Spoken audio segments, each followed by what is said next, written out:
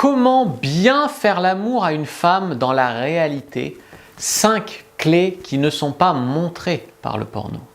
Bonjour à tous, c'est Fabrice Julien, coach et auteur, expert en sexualité depuis 2010, notamment auteur du livre Le Guide du Bon Coup pour les hommes et du Tuto X, donc une formation de sexe en vidéo tournée avec 2 actrices porno dans lesquelles on vous montre tout. Mais l'idée n'est pas de tourner un porno, l'idée était de montrer les actrices, parce que c'est les seules qui acceptaient de se montrer à la caméra, comment on fait l'amour bien dans la vraie vie.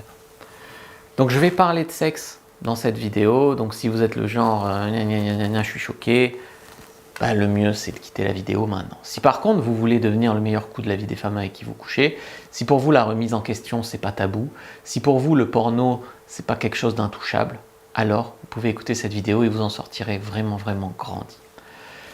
Si vous êtes encore à l'âge de pierre concernant tout ce qui est connaissance sexuelle, vous en êtes à penser, il faut être très musclé pour être un bon coup, il faut avoir une énorme bite, ou il faut défoncer une femme, ou alors au contraire, il faut être doux et romantique. Tout ça, c'est les deux faces d'une même pièce, c'est le bourrin et le mou. Et dans aucun des deux cas, c'est ce qu'il faut pour vraiment faire plaisir à une femme, quoi. Au début, moi, je draguais beaucoup et j'ai fait des plans à plusieurs. J'ai fait des plans avec 2 filles, mais j'ai aussi fait des plans avec un pote où on draguait une fille et on se la faisait à 2. Et du coup, j'ai vu comment il baisait et lui, il pensait qu'être un bon coup, c'était attraper une femme par les jambes, essayer de la baiser en la portant, machin. Et la fille après me disait, mais il est bizarre ton pote, viens on baise normal, tu vois. Parce que c'est pas ça non plus être un bon coup. Voilà.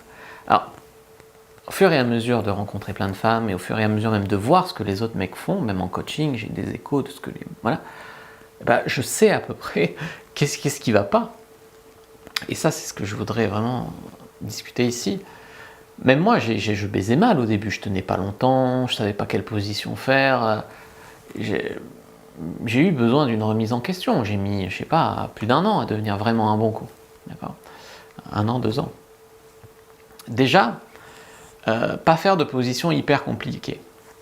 Le porno, les cabrioles, les je porte la fille, j'impressionne, je joue à qui a la plus grosse, tout ça, c'est du porno.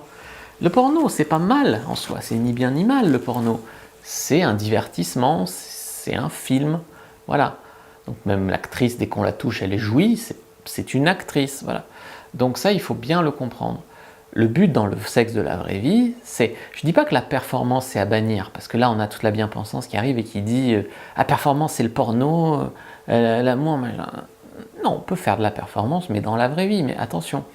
Le but c'est de donner et prendre du plaisir. Le but c'est pas de défoncer, c'est pas de faire une belle vidéo, voilà. Numéro 2, les femmes ne sont pas toutes des dévergondées. Les femmes, c'est pas dès que tu les touches, elles crient, elles gémissent, elles jouissent, et si elles le font pas, c'est qu'elles aiment pas ça. Il y a des femmes qui mettent du temps à monter jusqu'à l'orgasme, par exemple. Il faut de la psychologie, il faut mettre un petit peu de l'ambiance. C'est important tout ça. Il n'y a pas qu'une bite dans une chatte dans un rapport sexuel. 3. La fellation, le cuni, la levrette, la fille dessus, l'andromaque, le missionnaire avec les jambes relevées avec un coussin dessous. Ça suffit pour 99% des filles. Il n'y a pas besoin de se lancer dans des positions abracadabrantes. Peu avec les variantes du missionnaire, avec les variantes de la levrette, allongée, debout, couché, les variantes de la fille dessus, allongée, assis sur un canapé. Tu peux vraiment faire l'amour des dizaines de fois avec la même fille et que ça soit génial. Il n'y a pas besoin de se demander des tas de trucs. J'ai l'impression que plus les mecs sont à moitié puceaux, et plus ça leur paraît extraordinaire le sexe, et donc plus ils croient qu'il faut faire des trucs hors normes. Non, pas forcément, vraiment pas. Alors bien sûr, numéro 4, il faut tenir suffisamment. Maintenant, dans les pornos, il faut savoir que les mecs, il y en a qui sont dopés, les mecs, il y en a qui tiennent pas forcément tant que ça, et qui font des cuts. Tu vois pas que c'est fini, tu vois pas qu'ils font une pause, ou tu vois pas qu'ils font des cuts. Sauf que tu les vois pas au montage.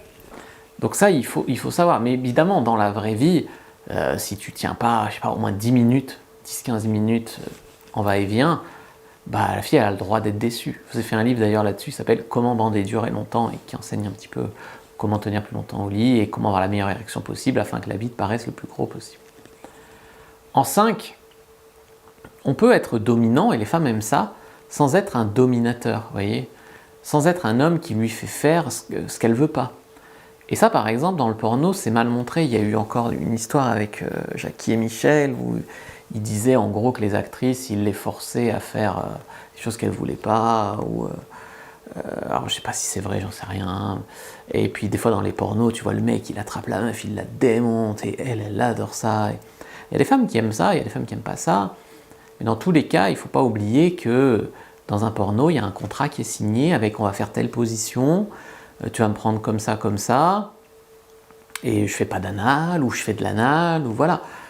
Et dans la vraie vie, bah, bon, j'allais dire le consentement c'est important, ça c'est sûr, mais il y a aussi quand même des choses où tu peux être dominant sans être un odieux connard dominateur qui en a rien à foutre. Si elle te dit arrête, tu arrêtes, enfin voilà par exemple. En tout cas, c'était vraiment l'idée du tuto X de montrer comment faire l'amour dans la vraie vie plutôt que laisser le porno niquer et retourner le cerveau de tous les hommes.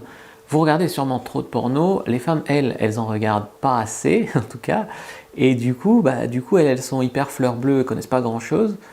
Toi, t'arrives, t'as vu des tonnes de porno, t'es complètement matrixé du cerveau, et du coup, après, dans la vraie vie, ça vous paraît nul à tous les deux, tu vois.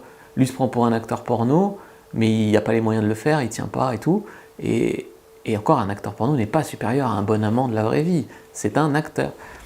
Et la fille, tu as l'impression qu'elle bouge pas, qu'elle est molle, qu'elle parle pas, qu'elle dit pas, qu'elle crie pas, et tu es déçu, ça va pas. C'est pour ça que je vais faire une autre vidéo sur comment faire l'amour à un homme dans la vraie vie, parce que dans la réalité, parce que les femmes aussi ont besoin d'entendre certaines choses, mais pas les mêmes choses que vous. Voilà. Donc abonnez-vous pour ne pas rater la prochaine vidéo qui s'adressera aux femmes et venez la commenter pour dire si vous êtes d'accord. Les femmes qui ont vu cette vidéo, commentez cette vidéo pour dire si vous êtes d'accord. N'hésitez pas à liker, commenter, partager, lisez le guide du bon coup. Je vous ai fait aussi une fiche comment être un bon amant, vous pouvez la prendre dans la description de la vidéo. Moi je vous dis à bientôt et que le dieu de la sexualité soit avec vous les amis.